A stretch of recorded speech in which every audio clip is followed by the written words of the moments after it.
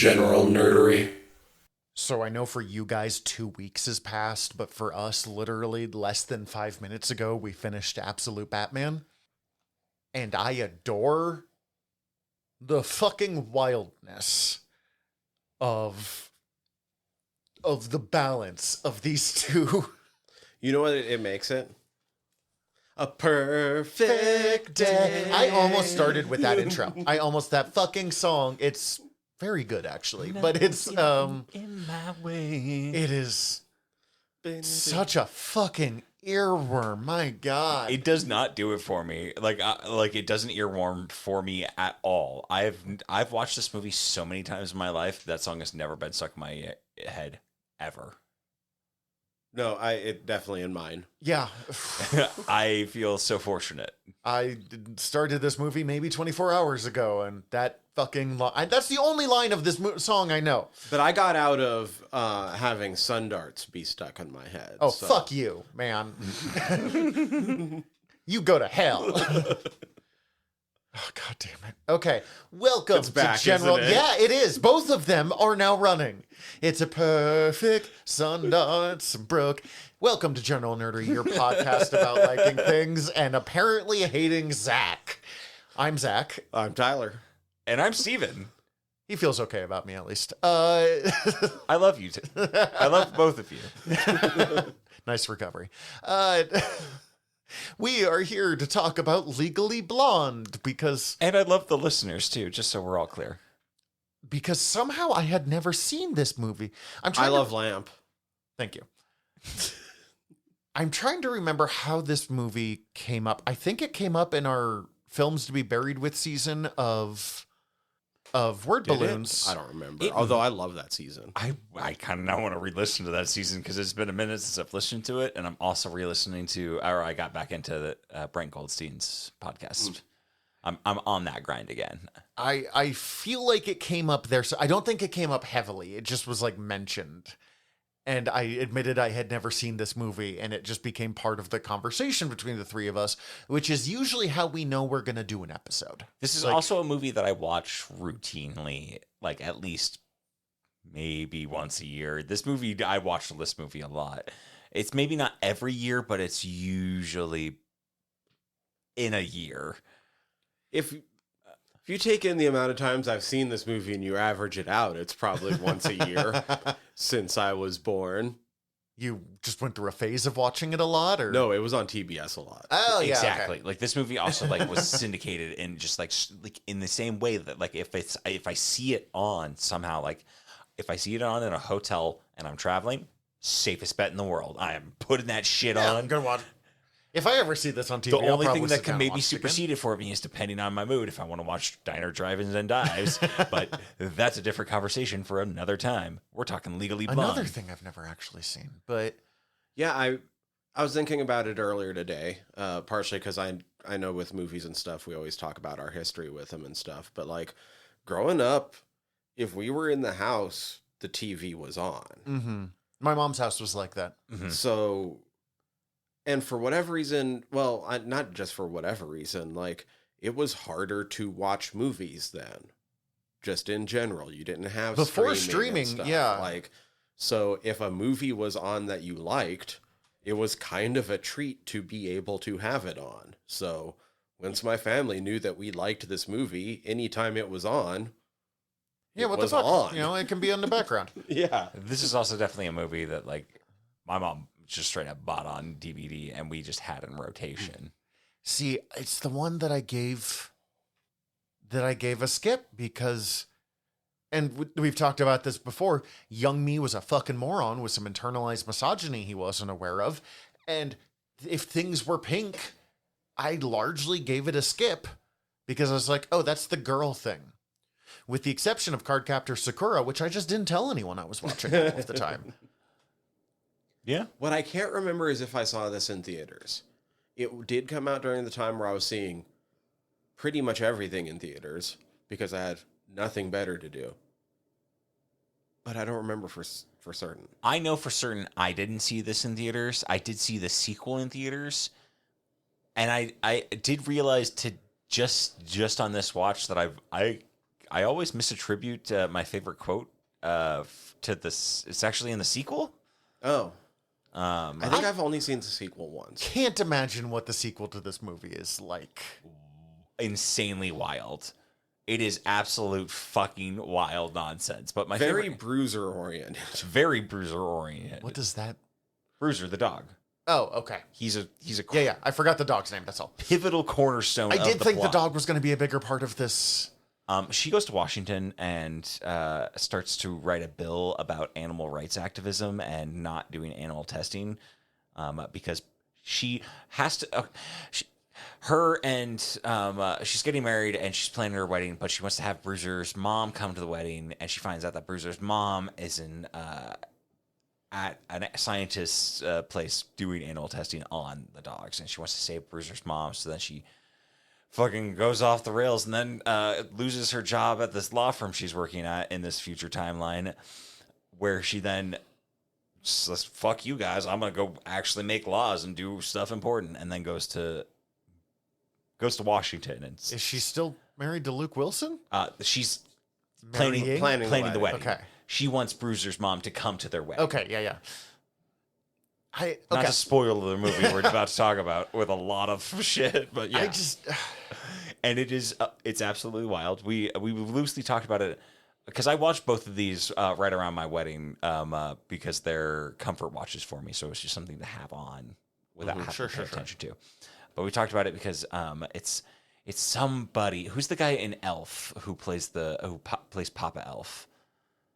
Oh, Bob Newhart? Bob Newhart. Thank you. Bob Newhart is in it, and he plays the hotel doorman who just like knows everything about Washington. That's right. He's the Washington the insider. But like my favorite line is, "You look like the 4th of July. It makes me want a hot dog real bad." It's a Jennifer Coolidge line, and I always somehow think it's in the first one, but it's definitely in the second one. Now that we've been derailed on that tangent. No, I'm trying to think of this movie kept not being what I expected it to be.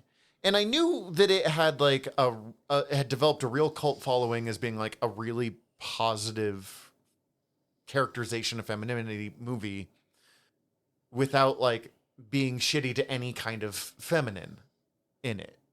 And I knew it had a cult following as well because like it spawned a couple of a direct sequel with Legally Blonde 2, Red, White, and Blonde, and then a direct-to-video sequel called Legally Blondes, which is about her nieces, I think, or something like that, getting up to some shenanigans. Then they've also adapted it into a Broadway stage musical. I could see that with this one. And I'm like, here for it. That sounds pretty fucking great. But like, okay. And now they're also talking about doing a prequel television series about Elle in high school. That sounds bad to me. I'm sorry, that sounds bad. Depending on how they do it, I'd be in for it. I'll at least watch it. I'll check it out. But like, okay. This movie came in what, like 2003? I'll have to look that up exactly, but I want to say they started development in 2000. Early 2000s, this movie comes out. I was... 2001. Okay. I was 13 when this movie came out then. I have watched a lot of movies of this era, so I thought I kind of knew what was going to happen with this movie. Mm-hmm. And it kept zigging instead of zagging where I thought this movie was going to go. Like... So what were some of your thoughts, and then how did they get zagged? Like, now okay, I'm curious. For example, just as a basis, if you somehow are like me and I want all of them. Just go in order. I know, but like somehow, if you've not seen this movie, really, admittedly obnoxious, but sweet. Genuinely bright and cheery, and like a genuine person, but like obnoxiously genuine. Her sorority house is a horror show to me, but I'm also an introvert. Yeah. It's not a horror show of like, oh my God, girly, but just like, y'all give me some fucking space. But that's true of any sorority or fraternity thing that I see. Yeah, I don't think you could survive a fraternity, let alone a sorority. But traditional hot girl, girly girl, Southern California. Southern California. Her mother was a beauty queen, it looked like. Rich girl. Thinks that she's going to get proposed to by her boyfriend. Instead, he breaks up with her because he's going to go to law school and thinks that was just a fling.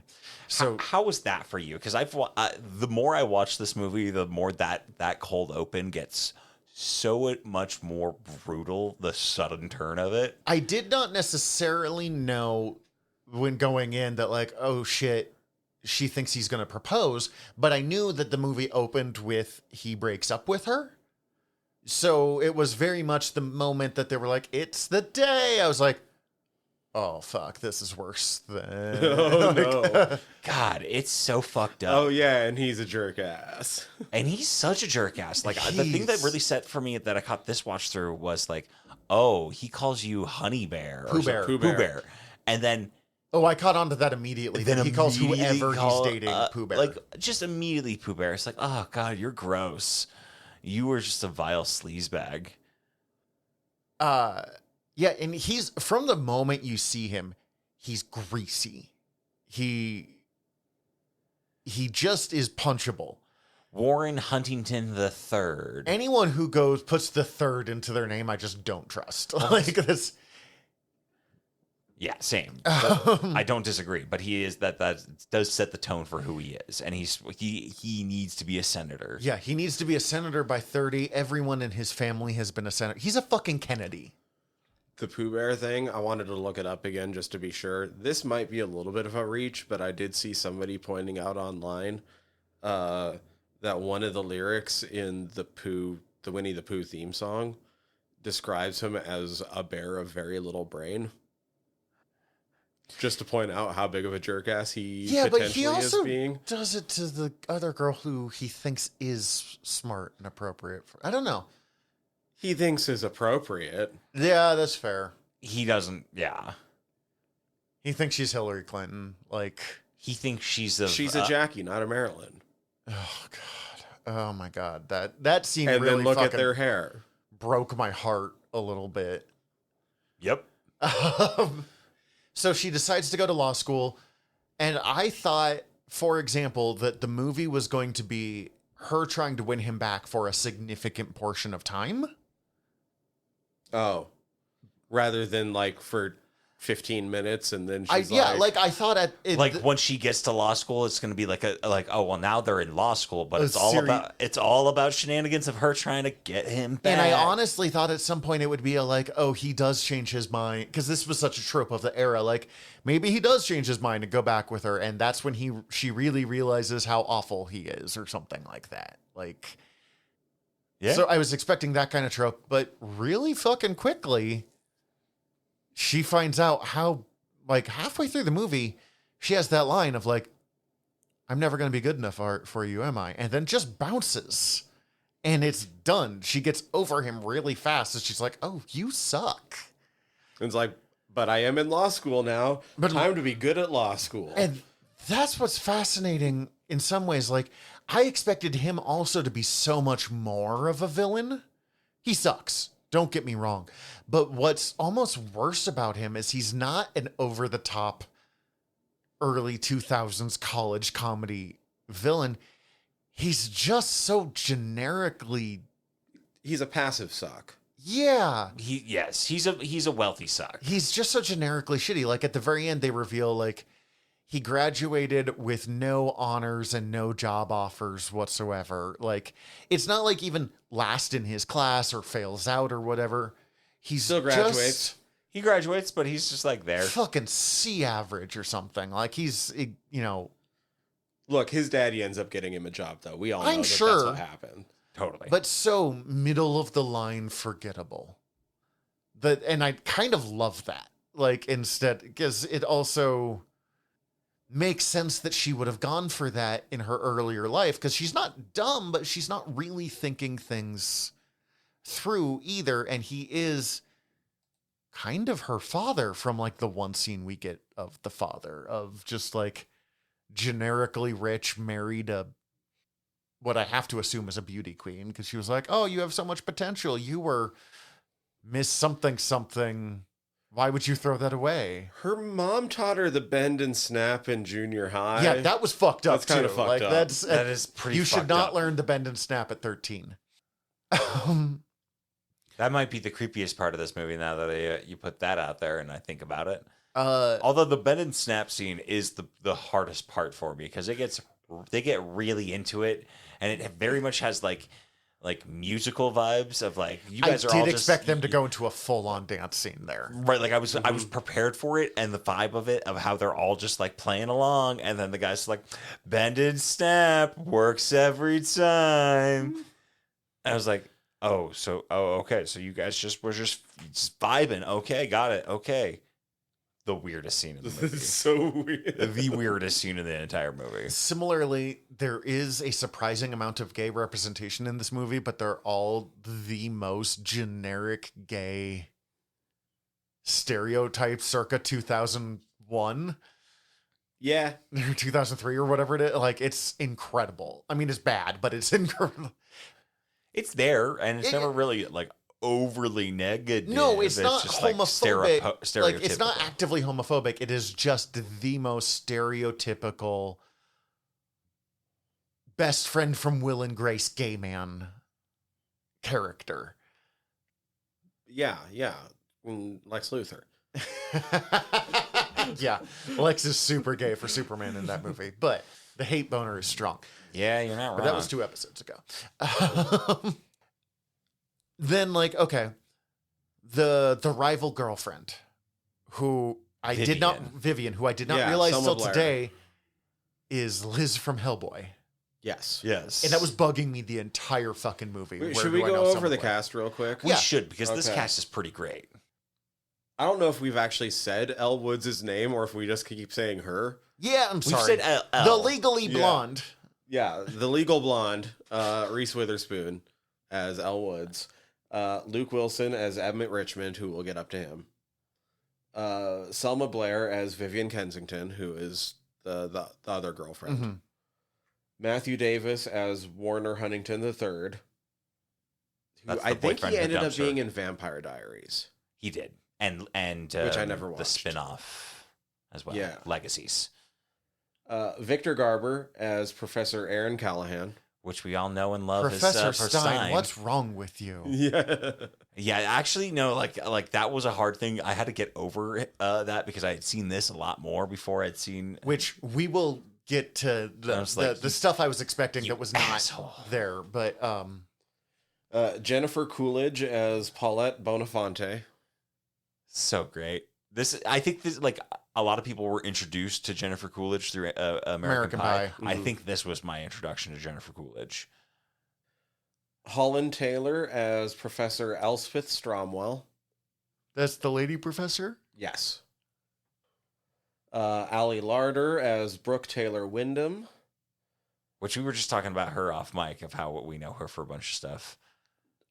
Jessica Cauffiel as Margot Chapman. Is that one of her friends? Yes, It's either one of the friends or the Margaret and Serena are her two friends. Right, because Alana Eubach is Serena McGuire, Yeah. who always distracted me because she's on Beaker's World. Beekman's World. Holy shit! That's great. Holy shit!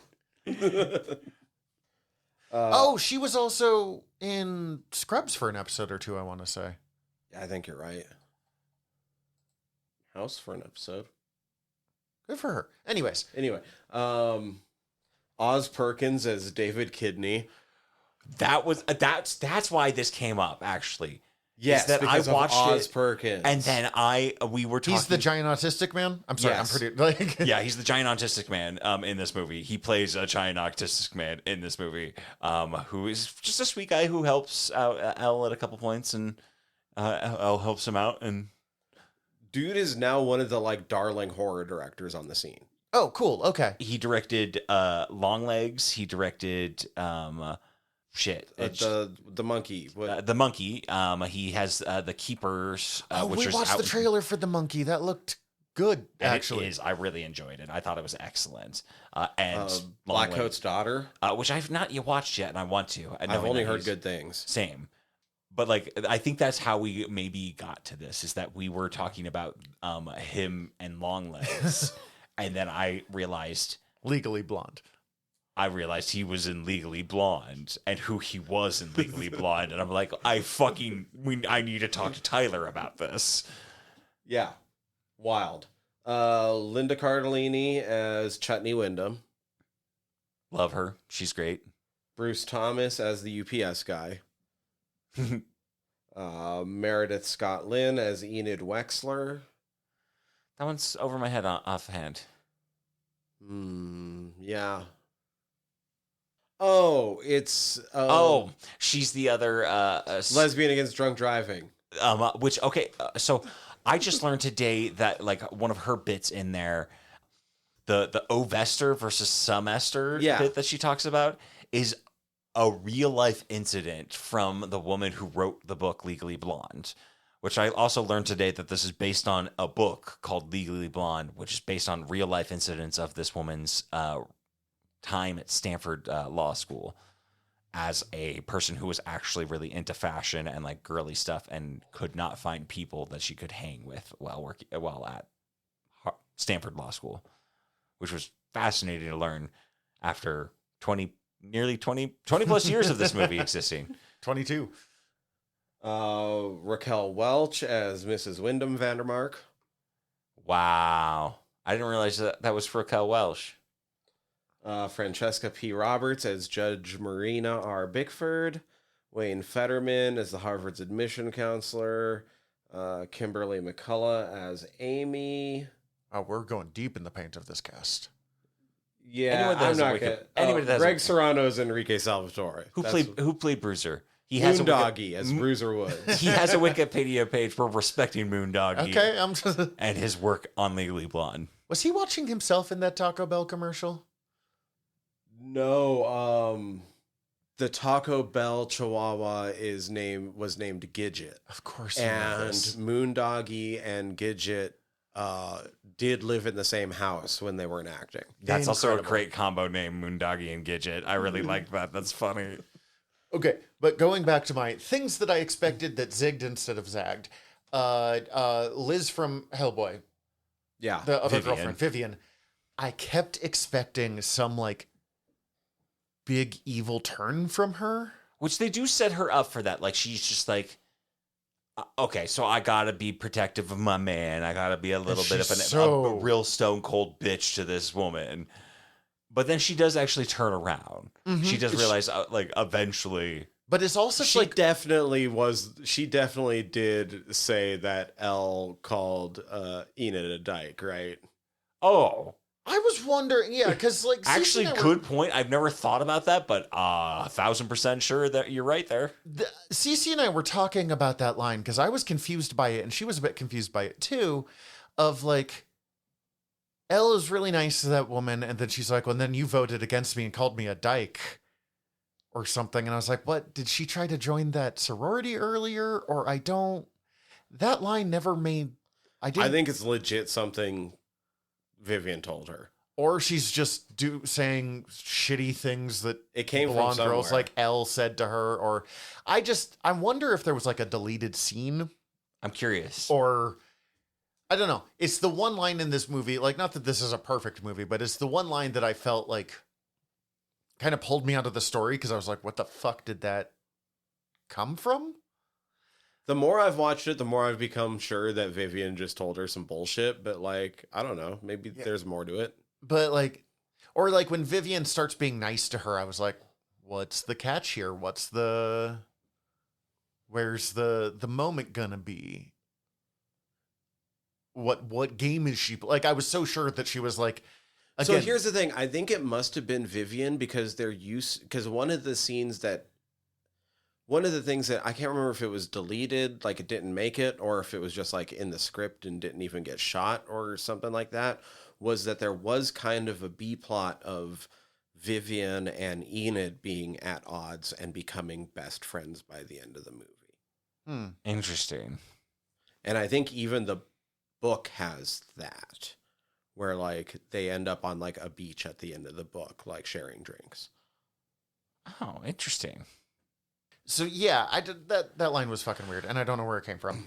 But it did kind of illustrate a thing I do like about Elle, that she is always nice to people, no matter what, until you're mean to her, and then she's got some really good catty responses, and like, but it's such a fun, like, girly Poppy, nice, catty bitch, right back to girly Poppy, and I like, she'll give as good as she gets, but And they set that up doesn't real dwell. early too, with the shopping scene where she's trying to buy the dress for the night she thinks she's getting proposed to. Mhm.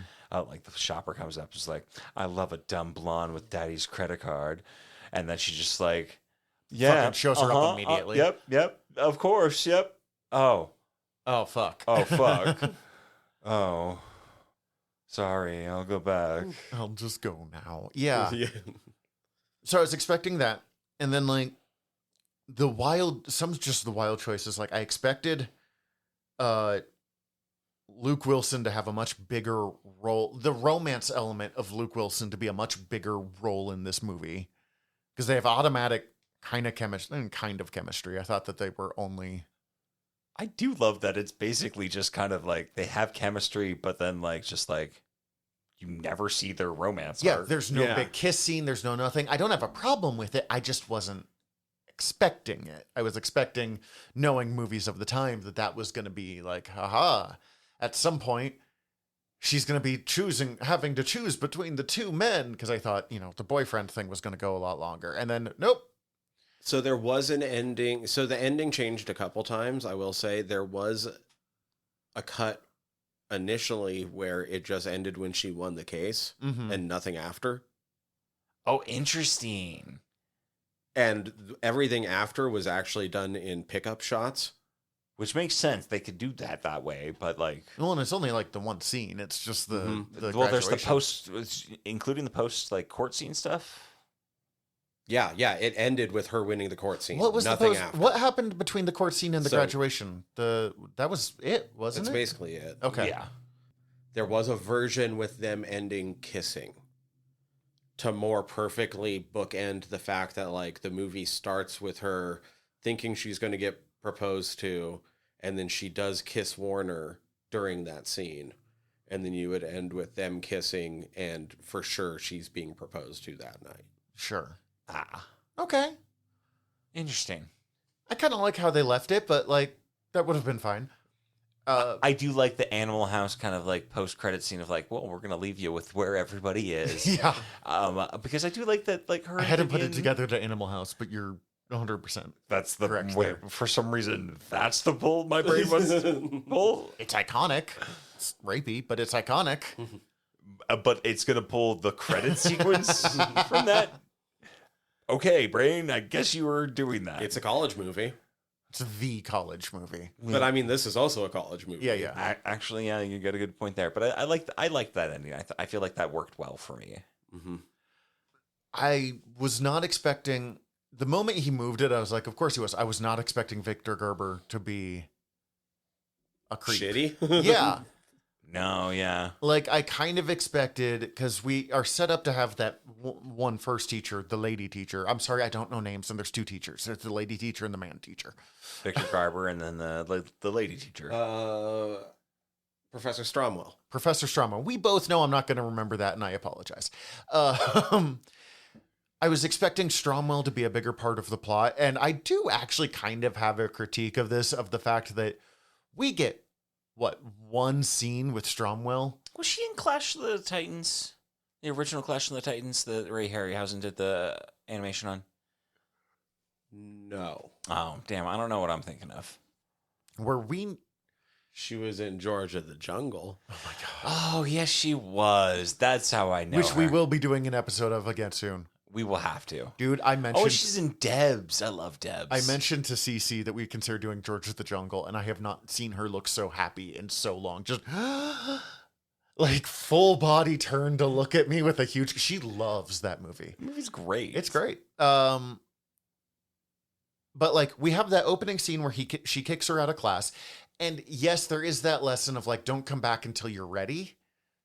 Mhm. And then we kind of see her in some of the, like, there's a few montage scenes in this movie. I will say, like, also, like, Elle, you're in law school now. You've done 4 years of college. You know there's a syllabus by this point. You know you should have that shit. You're the type... You have a 4.0. You have a 4.0 and you got a You know this 197 on the LSTAT? Jesus fucking Christ, that is a high score on the LSTAT.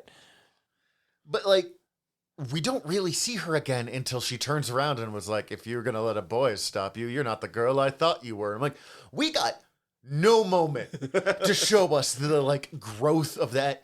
And that's kind of the interesting thing about this movie.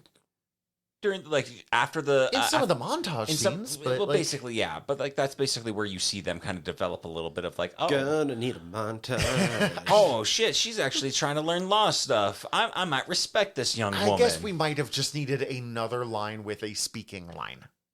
Or another montage. God, there's like 4 of them already. Yeah, we could use... we could always use another montage. But, like... We could montage these montages.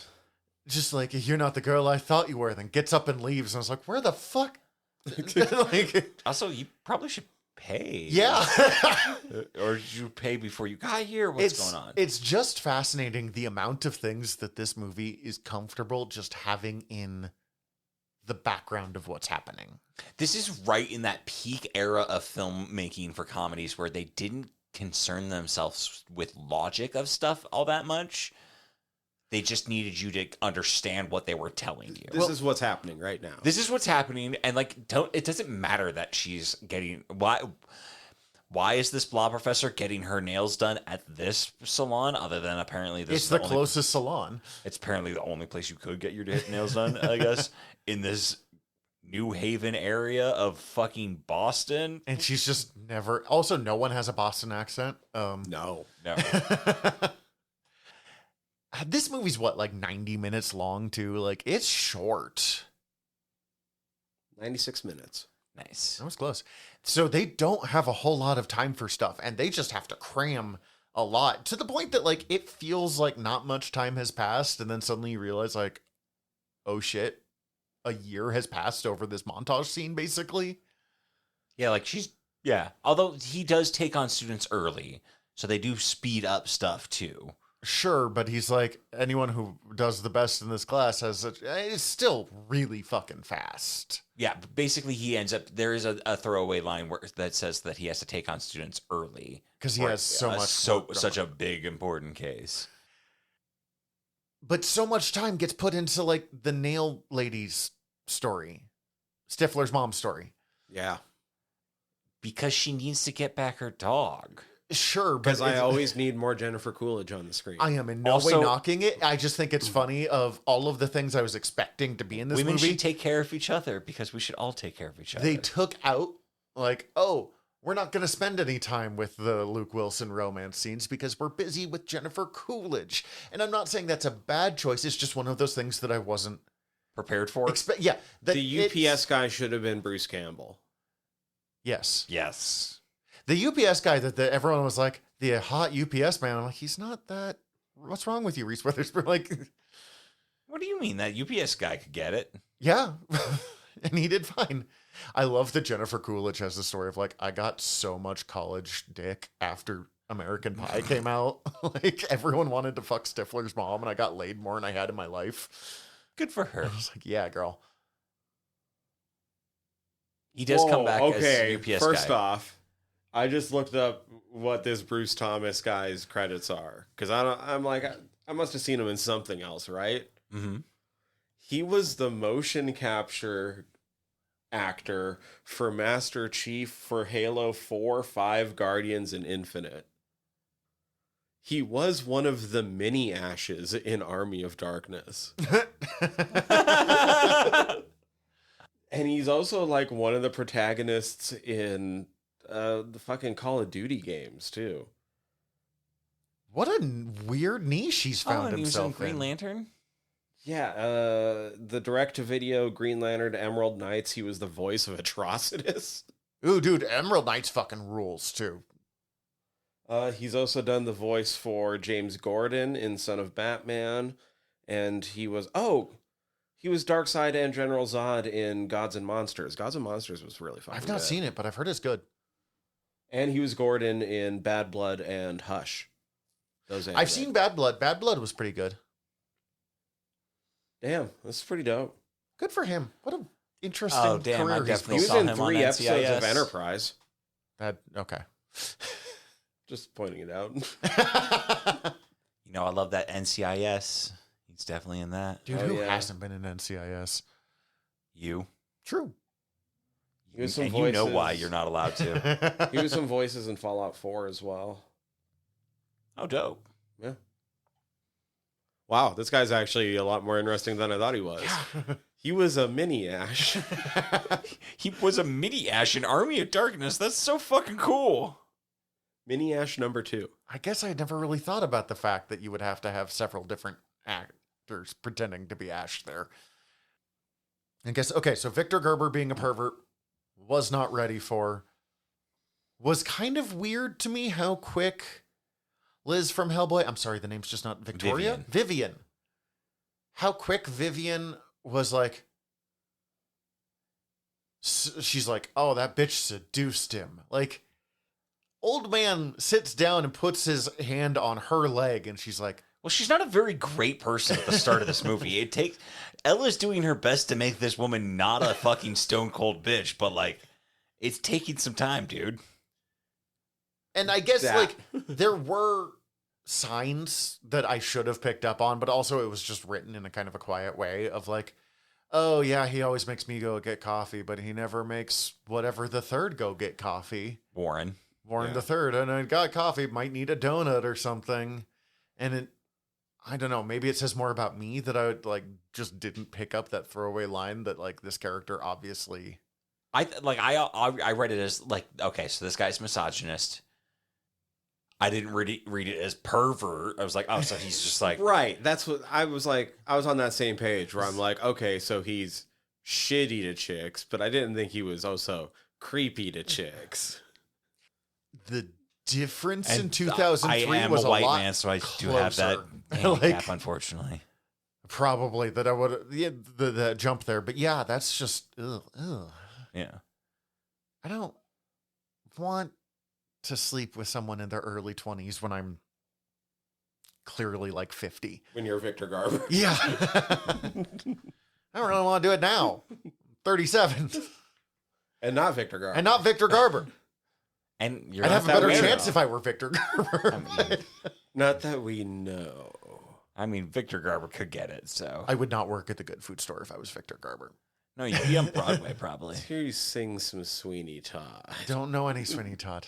Sing Edelweiss. Don't know what that is. You don't know Edelweiss? I would know it if I heard it.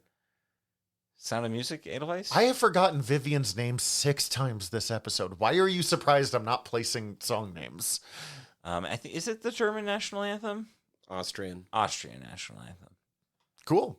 No, would know it if I heard it. Can't sing it. He sings it in Legends of Tomorrow. That's why I know it. He sings it. I'm so off track now. I am. Victor Garber is a pervert Victor Garber's a pervert. I just- in this movie.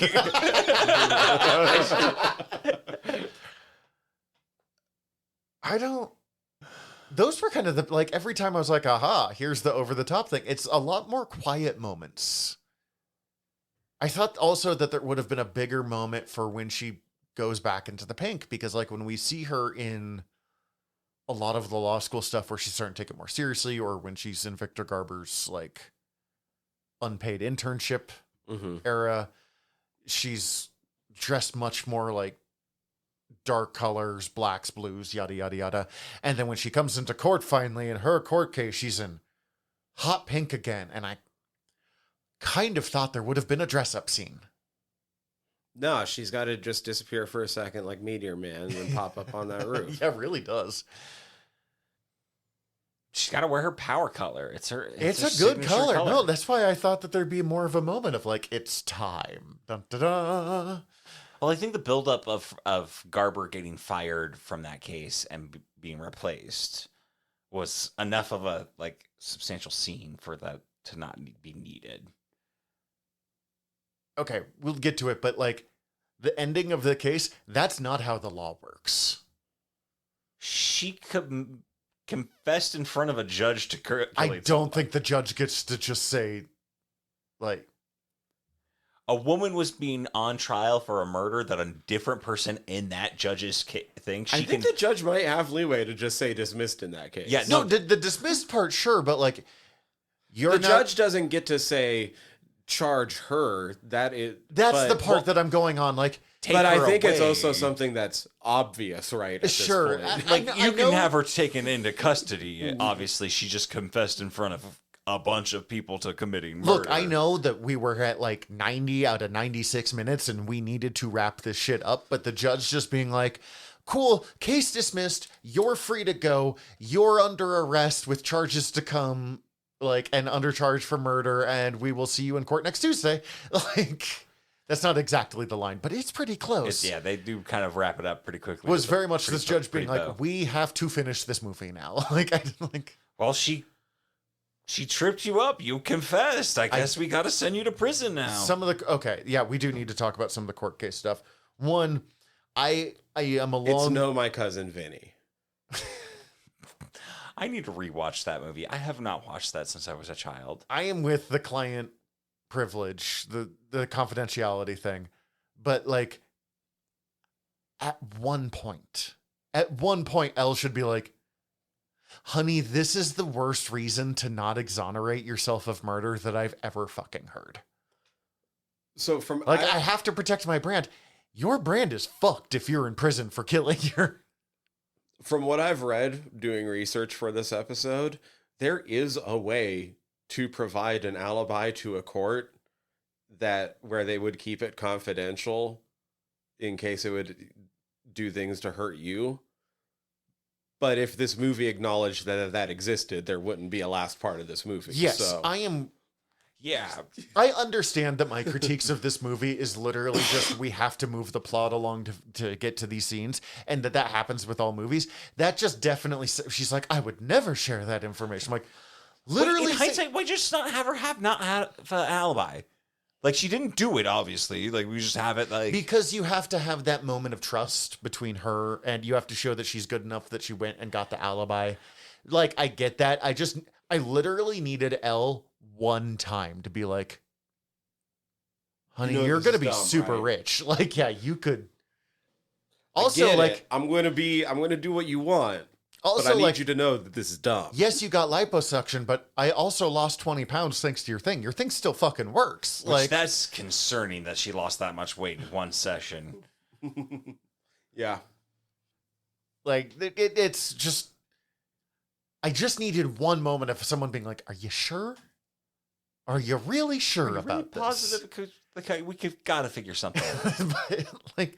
the fucking, she realizes he's gay thanks to the shoes scene was so fucking good. And I actually loved Luke Wilson's thing there of like, what's this?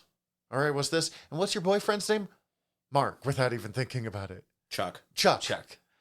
Wait, no, Chuck's just a friend. You bitch. And I was like, what a weirdly perfect little comedy moment here to break this up. And like, just so delivered pitch perfectly, especially with how Luke Wilson does it. Anytime that they do the courtroom cross-examinations, like, it's so abbreviated for content, but they actually do play it perfectly. Because similarly, I'm going to act super uncomfortable so you're not paying much attention and then trick you with perm. One of the best scenes in this movie. Similarly, though, I have to critique that woman. The woman who accidentally murdered her father, who was like... Oh, Linda Cardellini. Thank you. Velma from Scooby-Doo. Chutney. So many different things. She's Also, Linda Cardellini. I love Linda Cardellini. But like that, like... Hawkeye's wife. Shit. But just... You have put a hole in my story. A single hole in my story based on a perm. That is not nearly enough to make her innocent, to like exonerate her client. And she's like, well, you've put this single hole in my story about a perm. Guess I better confess to murder immediately. Yeah. People are Choose round. dumb. Yeah, it's just dude, there's rattled and then there's fucking rattled. Like, that is. I mean, I guess it's. She got caught in a major lie about her perm. She still had the perm, Zach. I guess it's the same as fucking Law and Order or anything. Like, well, we have 5 minutes left. We better fucking wrap this story up. But it's just funny to me. I guess I would like a deeper explanation of like the legal system in Legally Blonde. It is in the name, legal. I think Legal Eagle's done a video on it. That's excellent. I kind of want to watch that now. Yeah, it's just the way that this movie is like. We don't need to tell you these things, and then these things we're just going to wrap up as fast as we can because we need it done for story purposes. Because this is all about a vibe that is Elle. And I don't say that as a critique. I just think it's very funny and such a product of that era of movie making. Elle and Bruiser. And Bruiser. Bruiser. I also expected Bruiser. I know you said he's a big part in part 2. I expected Bruiser to be a bigger part of this movie. He only ever has like 3 scenes. He comes out in the next movie. Sure. Bruiser Woods, gay icon. Love it. I guess those are my biggest. Like, You actually did research for this. Do you have any fun thoughts you want to bring up? I think I brought them all up at this point. This is not a deep movie. This is No, like there's really not a lot to really plumb. It's just an interesting, fun movie, and we highly recommend it.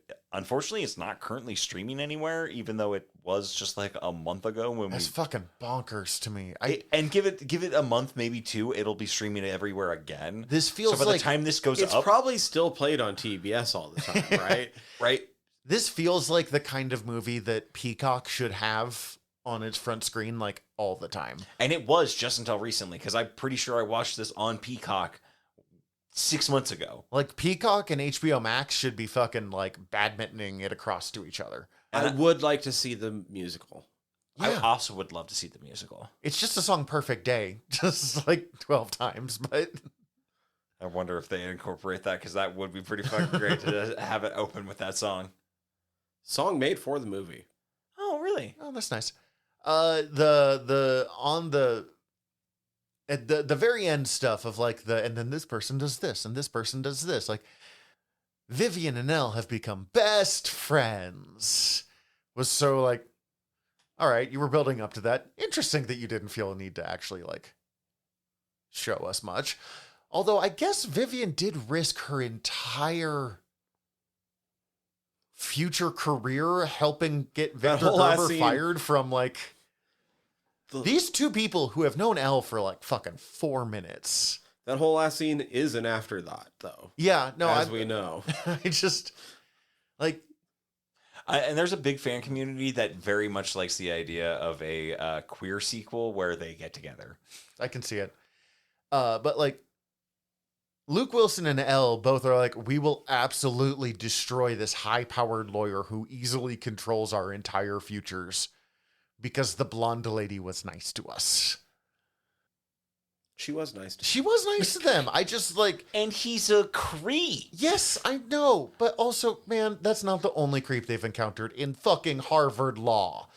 Yeah, no, unfortunately. Like, it's Also, the Harvard Law Admissions Board was a little bit eager to get her to come there, and like one guy was like, "But like, you hear what you're saying, right? yeah, the one. But she's a philanthropist and a friend to animals." And she filmed this in a hot tub. Like, her video was incredible and terrible at the same time, that perfectly shot. Yeah, I'm trying to think of like, because there's not too many other. Oh, giant autistic man who directs horror movies. Osgood Perkins. Yeah. Billed as Oz Perkins in this. I expected Oz Perkins. Obviously, you know this. I'm not in any way being negative and autistic. He just kind of portrays that way as the like super genius, autistic awkward. Yeah. And would be the guy who comes out of left field with some sort of legal precedent from some ancient book that nobody's ever read except him. And he's just like, well, she didn't do it. Well, here's how you can get fired. Like, I expected there to be more of a friendship moment, like an actual build-up between them. Because he has his intro scene. He has the scene where he helps her grab a book And she says, thank you. And then the next scene is maybe my favorite scene in the movie, which is he's trying to ask someone out and she's like, I'm going to help this random man. And her solution is to slap him in the face and be like, how could you not call me, you bad boy? First you break my heart, and then after you give me the best night of lovemaking, best night of pleasure I've ever had. And then leaves, and those women are like, I want to be fucked by the giant autistic love machine. Like immediately, like they were like, "You're gross." No, I don't care that we're both in law school. No, get lost. And then Elle just straight up slaps him, and then does all that, and then she's like, "Oh fuck, I am so wet to get fucked by this guy." It was such a polar opposite. The moment shift. that I think he's a bad boy with a big dick, I am in. Oh, you can fuck real good? Never mind. Let's go out. I was like, damn, girl, be cool about it. How about the getting to... I love that scene so much. Real quick on that scene. Yeah. It might be interesting that Cece and I were talking about that scene and we both took different parts of what she said to him as like the main focus. Because she was like, the moment they thought he was a bad boy. And I was like, it was the thing about the best pleasure I've ever had. Like, let's be real honest. That's what it was. Also, I don't think they say bad boy at any point in that No, conversation. but it's the like, why didn't you call me back? You just like abandoned me. Which also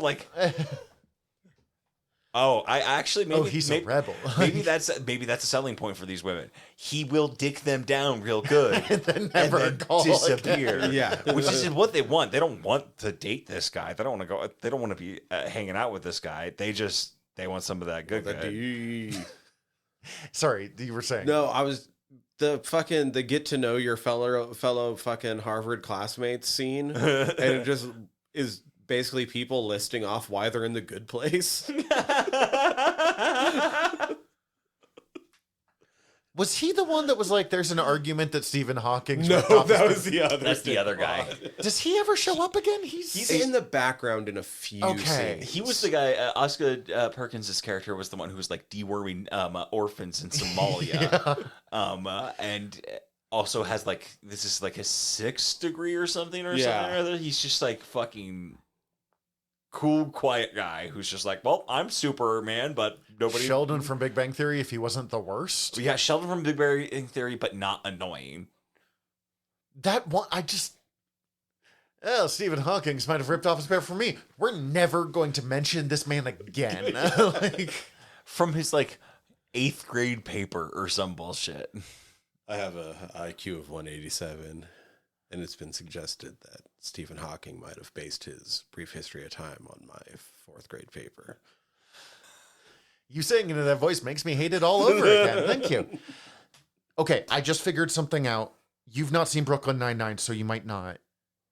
But there was a moment where she calls Luke Wilson a butthead, and he's like, I can't believe you would call me a butthead. Like, oh my God, that's so... And I was like, I've seen this moment before somewhere. And they have the same conversation between Amy and Jake in one. They definitely do. Were they like, I need to find that scene, see if they're just like...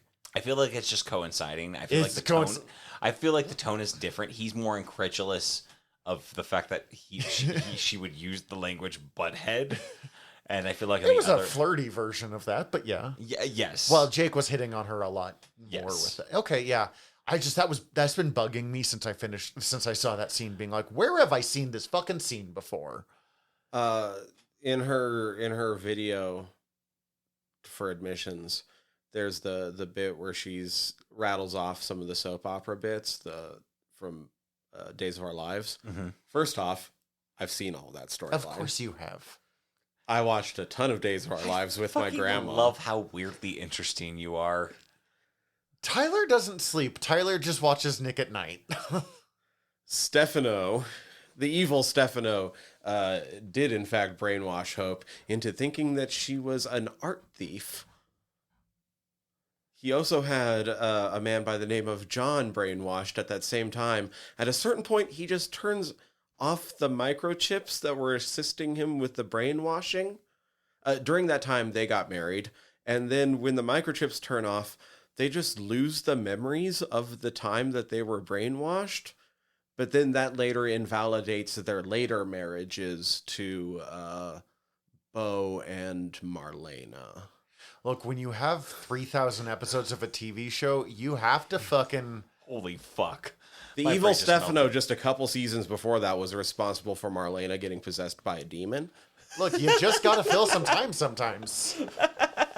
Especially because soap operas used to be, like, shot live. Like, there was no fucking time And filmed off like, for stuff. Like, well, it's a couple times a week, right? they were 5 episodes a week for a while. Holy shit. And I believe this was right before that he brings in the look-alike of his adopted daughter that he impregnates to try to claim that the baby is actually her long-lost baby that she miscarried and didn't know she miscarried. Oh my god.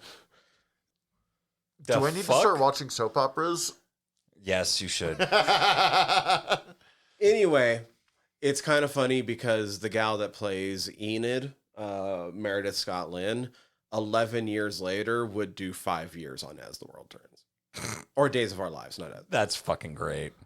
That's a podcast that has to exist, right? Like an episode by episode recap of Days of Our Lives. 100% it exists. I'm sure there's like Maybe there's 15 of arc them. by arc, because I don't know if you go episode by episode. You could actually You never have mind. to go episode by episode. You Those probably things have. are jam-packed with shit Yeah, going on. That probably makes For sense. something that, like, anytime I... Because soap operas like that used to be on... I mean, a lot of them, I don't even know if they're running anymore. But, like... I think a couple of them are still. But, like, when you were homesick, before streaming, you would stay home, you'd sleep on the couch, you would watch Price is Right, and then usually most of us would turn off the TV once Days of Our Lives started. Usually. Or I'd flip to PBS Kids. Sure, great option too. Put on a movie or something. Like, or if you're Tyler, watch Days of Our Lives. But, I would often go with my mom over to grandma's place and while she was watching her stories. And I remember like watching and being like, I can't even figure out what's happening right now. And it could be that I had fever brain the only times I was ever watching those. But also, I'm starting to understand why in every fucking TV show there's an old lady being like, shh, I'm watching my stories. Because you can't fucking miss a moment of those, apparently. yeah, there's a lot going on. That's wild. I was reading on the Wikipedia page for this that the first draft of the script was a lot raunchier and much more zingier heavy. I was And- kind of expecting that too. And like, then again, they whittled it down into what it actually is. Thank And God. yeah, thank God. I wouldn't like this. Apparently, they were comparing the first draft of it to a much more American Pie. It could have easily gone somewhere between Mhm. American Pie and Van Wilder. Which, like, But- if it was either of those, this would not be a movie that I would have seen as much. I probably would never have seen this movie, in all honesty, if it was anything like that. I watched Van Wilder a lot. Also in the same way that you guys did, because Comedy Central played it roughly 4 times a week. Same, I watched Van Wilder a lot, but I don't know if this movie would find the audience that it found. No, it therefore, wouldn't. No, I don't it think absolutely I would would not have have. found it, because I think my mom and my sister wouldn't have watched this if this was. Or like watched it Raunchier. like once. Yeah, they wouldn't have played it nearly as much on TBS. TPS, WCW, and Legally Blonde. And back in the day, the Beastmaster station. Oh man. That I don't even know what to do with that. Do we have anything else in this movie? Let me think.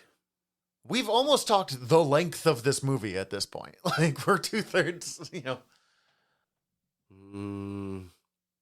Soap opera. No, I'm done. All I wanted to mention was soap operas. I'm glad you did. That actually made me very really happy. interesting, and I'm glad we got into it. So I don't. If it's not on streaming, find it. You all know that there are ways. And also, they made so many copies of this DVD. I'm sure it's not hard to find. Definitely worth your time. I will watch this again. I don't know if it'll be a like yearly thing, but I could easily see myself being sad and being like, I'm gonna just put on Legally Blonde now. Like, it's honestly like a good comfort watch. It's not anything you like. Once you've seen it and you know the beats of like the story, you don't ever need to like really pay attention. pay attention to it again because you know it. It's pretty straightforward. And I don't mean that disparagingly. It does what it's doing well Not enough. everything needs to be fucking multiple layers. Yeah. And it's just kind of, it does actually kind of hit that same kind of feels that I get from like watching anime sometimes of just like, oh, she's just doing her best. Yeah. Oh, she's just a sweetheart. I remembered one last thing to say about it. It was dope when her friend knew Vietnamese. Yeah, that was a fun line. That was a very good little throwaway bit. Everything about especially because I like that they're just like, fuck this. I don't want to continue this conversation with my dumb friend. We're just going to continue in Vietnamese. Next time, again, we're not quite sure what it is because I said we're doing batch episodes, so we're getting through the holidays. I know that it will either be Die Hard or K-pop Demon Hunters. Yep. K-pop Alan Rickman's. Another fun this. doubleheader. I'm so excited for that. I love it when we do a batch of themed episodes, but right now the theme of how the fuck did we come up with these two is such a good way of doing this. So happy. How the fuck do we get through the holiday season? That too. But that'll be next time. In the meantime, we're your generals of nerdery. I'm Zach. I'm Tyler. Dismissed. Okay, we stopped recording and then had to start again because we realized there was a little bit more to go over. First off, being that I did find out what this movie is called in other countries. But the little thing I'm reading here is... The thing that brought us back. Yeah, as the English title is a phonetic pun on Legally Blind. Which is so fucking obvious when you hear it.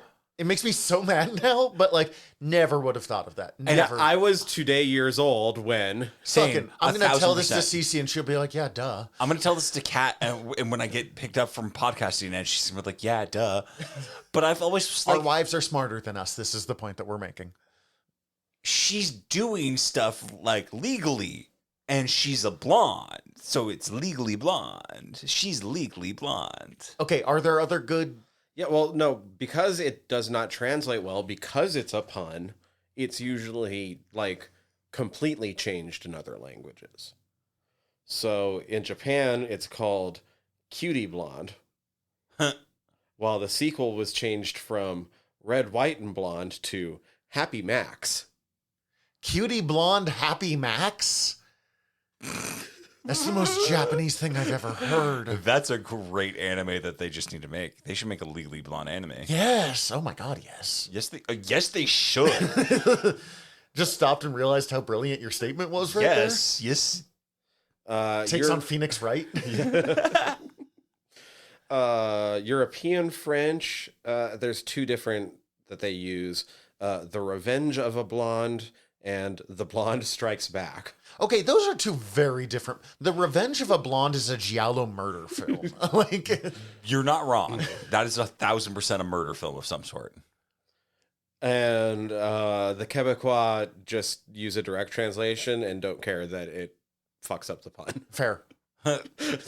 Blonde Legal.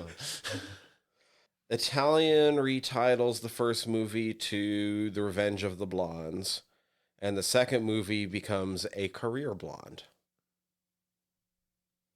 I like There's that. no revenge in this movie. European Spanish. Well, she gets revenge on Warren for breaking up with her by Realizing she's better than him? doing what he wants to do and better. Actually, Yeah, she becomes a senator. Does she become a senator? You said she goes to make laws in the second movie. I don't know if she actually runs for Senate though. Like she's just writing a bill and getting a senator to sponsor it. She's a lobbyist. She might actually fucking run for senator at the end of that movie. I don't remember. They might actually set up a president. I don't know. I don't know if I'm up for a second episode for Legally Blonde 2, but I will probably watch it at some point. We'll definitely watch it. And we don't have to do an episode immediately, but we'll do an episode. European Spanish, it's A Very Legal Blonde, and then just A Very Legal Blonde 2 for the sequel. You know what? I kind of like that. American. See, that's the framing of what we were thinking. She is just a very legal blonde. American Spanish just directly translates and loses the pun. Okay. Ah, bummer. And German retitles it to Naturally Blonde. That's a weird choice, Germany. Wrong. She is well, she had that herbalescent stuff in the first opening credits. I don't know what that is. Is that hair dye? Fuck, I don't know. I didn't pay that much attention. Herbal Essence, the only thing I remembered about it is it smelled really good, so it was my favorite shampoo, and all the commercials, the women had orgasms. Yeah, they were coming from that smelling good shampoo. Welcome back to the early 2000s, boys. Was there anything else that we needed to go over? I did think of that. I wanted to go over other people that were possibly cast for Elle. I did no research for this. I watched this yesterday. Charlize Theron was a possibility. Gwyneth Paltrow, Alicia Silverstone, Katherine Heigl, Christina Applegate, Mila Jovovich, and Jennifer Love Hewitt. The only one that backed out after being considered was Christina Applegate because she felt it was too close to what she was known for Married with Children. That would have been really... Chloe Sevigny was almost Vivian, and Courtney Love was a candidate for Paulette. Wild. Some of these would have been really good, and some of those would have been... I can't see Charlize Theron doing this. But I kind of only know Charlize Theron from her action movies. I don't see her doing the bend and snap scene as well. No. Gwyneth Paltrow would have just been too on the nose. I don't know if she says... I don't know if she could do the fun part of this. Yeah, that's kind of the balance of it that I think this one manages so well. I could see Katherine Heigl. I feel like she could maybe do it. I've really enjoyed 27 Terraces. I feel like she could pull off that energy. Who else did we have? Alicia Silverstone. Strange choice. Mila Jovovich is, I think, the weirdest choice in this list. Isn't that the woman from Resident Evil? Mm-hmm. Yeah. And then Jennifer Love Hewitt. Probably not. Maybe Christina Applegate, though. Christina Applegate, I guess, I could also do it, but she was the only one who really I appreciate the offer, but I'm not interested as far as what I've seen. Mm-hmm. Anyway, yeah, that's all I have. We needed to talk about that. Really, the Legally Blonde thing. It's just, yeah, we're really mad that we didn't get that pun, so we had to do this. I'm still mad that it even is a pun. I like puns. I'm mad at this. I hate puns, so I'm even more mad about it. Anyways, Shut Knows the Nerdery. Until next time, blah, blah, blah, blah. Zach Tyler dismissed. What he said. Love you. This has been a General Nerdery Presents production. If you enjoyed it, please go hit like and subscribe wherever you're listening to it right now. Also, we'd greatly appreciate it if you checked out our other shows over at gnpresents.com. Thank you.